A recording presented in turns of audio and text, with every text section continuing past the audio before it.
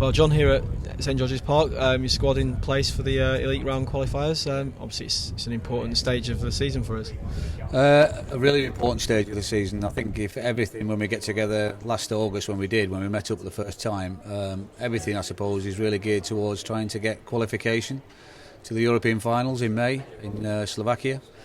So in order to do that, we have to win the tournament starting this Saturday. So a big challenge in front of us.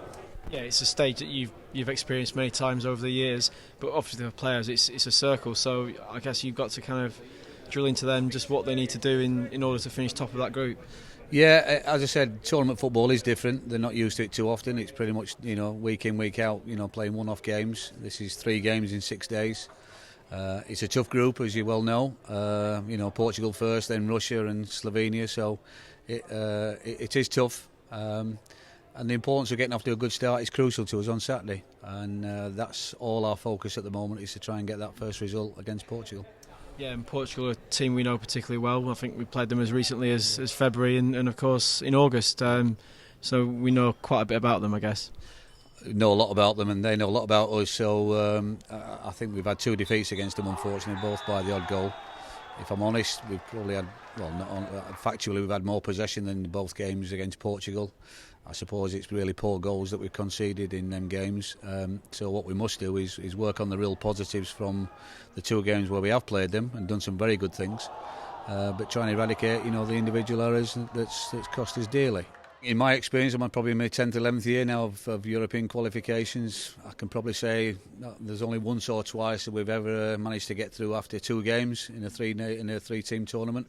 I envisage it really going to the wire, if I'm honest.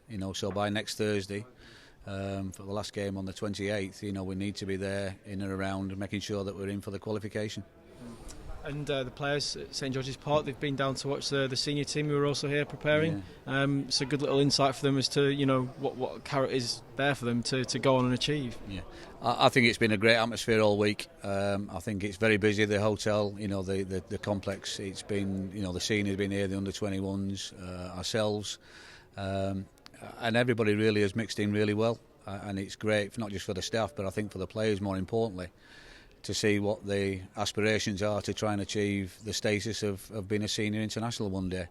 And several of them went down today to watch in between recovery sessions this morning, to watch the training, and obviously was thoroughly impressed, I think, by the quality of the players on show. So it really is something for them to say, that's where it might be in a few years' time for them. As many as have come through, this under 17 year group, it's refreshing to see the number that have come through into the seniors, and probably more importantly over the last few years into the under 21s, which has been a real good reflection, and seeing Stuart here and Roy here and having a chance to talk to each other about that, and talk about players and see the quality players on show. It's fantastic for the young players.